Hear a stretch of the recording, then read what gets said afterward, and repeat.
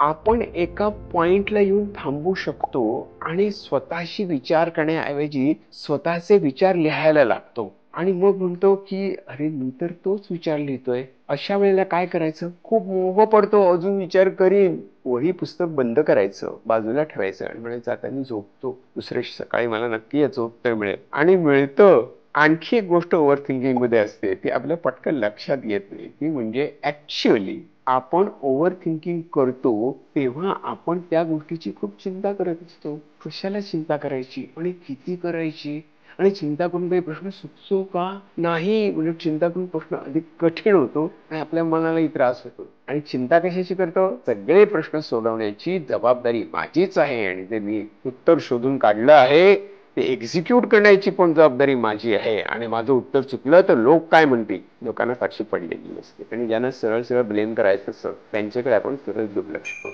त्यामुळे you can stop over thinking हा विचार मनात का ठेवा. त्याचा अभिमान बाळगू नका आणि लक्षात घ्या ते व्यसन आहे. दारूचं व्यसनही सुटू शकतं, सिगरेटचं व्यसन सुटू शकतं. मग ओव्हर थिंकिंगचं का नाही सुटणार? द्या सोडून.